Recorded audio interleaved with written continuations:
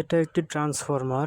আজ আমি দেখাবো এই ট্রান্সফরমারের এসি বিদ্যুৎকে ডিসি বানাতে কয় ধরনের রেকটিফায়ার ব্যবহার করা যায়। এইটা 12 ভোল্টের ট্রান্সফরমার। এর আউটপুটে 3টি তার থাকায় একে 3 ফেজ বা সেন্টার টেপ ট্রান্সফরমার বলে। এইটা স্টেপ ডাউন ট্রান্সফরমার। এসি 220 থেকে 230 ভোল্টকে 12 ভোল্ট থেকে 24 ভোল্টে কনভার্ট করে। এর থেকে সরাসরি ডিসি পাওয়া যায় না, তাই এই ডায়োড ব্যবহার করে ডিসি করতে হয়। এই ট্রান্সফরমারকে 12-0-12 ট্রান্সফরমারও বলা হয়। এর একটি তার 12 ভোল্ট, এটা 0 ভোল্ট ও এটা 12 ভোল্ট।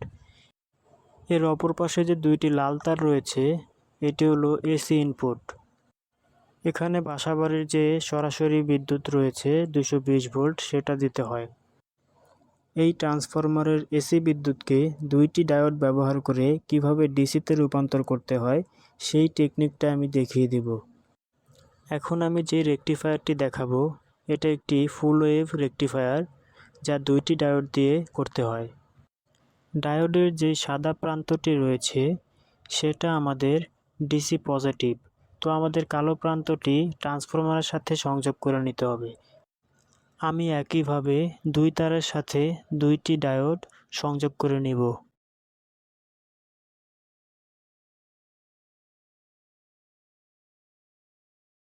এখন আমি এই ডায়োডের দুইটি সাদা প্রান্ত পেয়েছি। এখন এই দুই সাদা প্রান্ত একত্র করে সংযোগ করে নিব। সংযোগ শেষে আমরা 3টি তার থেকে মোট 2টি প্রান্ত পেয়েছি, একটি পজিটিভ ও একটি নেগেটিভ। আমাদের সাদা যে 0 ভোল্ট ছিল সেটি আমাদের 12 ভোল্ট নেগেটিভ হিসেবে গণ্য হবে, এবং আমরা যে ডায়োড দিয়ে দুইটি প্রান্ত শর্ট করেছিলাম সেটা 12 ভোল্ট পজিটিভ। এটা হলো দুইটি ডায়োড ব্যবহার করে ফুল ওয়েভ রেকটিফায়ার। এখন আমি দেখাবো 4টি ডায়োড ব্যবহার করে ফুল ওয়েভ ব্রিজ রেকটিফায়ার কিভাবে তৈরি করতে হয়। এইটা একটু জটিল, তাই খুব ভালোভাবে লক্ষ্য করবেন। প্রথমে আমরা 4টি থেকে 2টি ডায়োড হাতে নিব এবং এর থেকে সাদা দুই প্রান্ত আমরা বের করে নেব।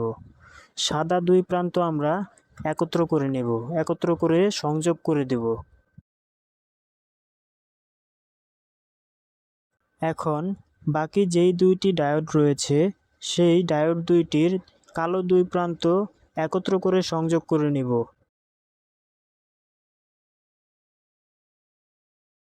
এখন আমি দুইটি করে সংযোগ করা মোট 4টি ডায়োড হাতে পেলাম। এখন কালো প্রান্ত ও সাদা প্রান্ত একত্র করে সংযোগ করে দেব। এভাবে ভালো করে লক্ষ্য করে দেখুন আমি কিভাবে ধরেছি, এইভাবে আমি সংযোগ করব।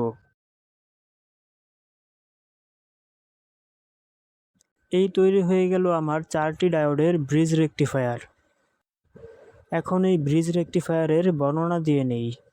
এই রেকটিফায়ারের দুটি কালো প্রান্ত রয়েছে, সেটা হচ্ছে নেগেটিভ, এবং দুটি সাদা প্রান্ত রয়েছে, এটা পজিটিভ। এবং বাকি যেই দুটি প্রান্ত রয়েছে সেখানে আমরা ট্রান্সফরমারের দুইটি তার সংযোগ করব। এই ব্রিজ রেকটিফায়ার ব্যবহার করে আমি এই 12 ভোল্টের ট্রান্সফরমার থেকে 12 ভোল্টও নিতে পারবো, আবার 24 ভোল্টও নিতে পারবো। 12 ভোল্ট নিব নাকি 24 ভোল্ট নিব সেটা আমার সংযোগের উপর নির্ভর করবে। তো আমি দুইবারে দুইটি দেখিয়ে দেব। প্রথমে আমি 12 ভোল্ট নিয়েই দেখাবো। 12 ভোল্ট নেওয়ার জন্য আমার ট্রান্সফরমারের একটি 12 ভোল্ট তার বাদ দিতে হবে এবং 12 ভোল্ট ও 0 ভোল্ট দুইটি তার নিতে হবে। ব্রিজ রেকটিফায়ারে আমি দুইটি প্রান্ত পেয়েছিলাম যেখানে সাদা ও কালো প্রান্ত একত্রিত হয়েছিল, সেখানে আমার ট্রান্সফরমারের দুটি তার সংযোগ করে নিতে হবে। বলে রাখি যে এখানে নেগেটিভ পজিটিভ দেখতে হবে না, একভাবে লাগালেই হবে। এখন ডায়োডের যে কালো দুটি প্রান্ত রয়েছে সেই কালো প্রান্ত দুটি হচ্ছে 12 ভোল্ট নেগেটিভ, এবং সাদা দুটি প্রান্ত রয়েছে সেটি হচ্ছে 12 ভোল্ট পজিটিভ। একই রেকটিফায়ার ব্যবহার করে এখন আমি এর থেকে 24 ভোল্ট আউটপুট নেব। 24 ভোল্ট নেওয়ার জন্য আমার এখান থেকে 0 ভোল্টের তার অর্থাৎ সাদা তারটি বাদ দিতে হবে এবং 12 ভোল্টের দুইটি তার ব্যবহার করতে হবে। 12 ভোল্টের দুইটি তার আমাদের এই ডায়োডের যে রেকটিফায়ারটির যে সাদা ও কালো দুটি প্রান্ত রয়েছে সেই প্রান্ত দুটিতে আমাদের এই নীল দুইটি তার জয়েন করে নিতে হবে।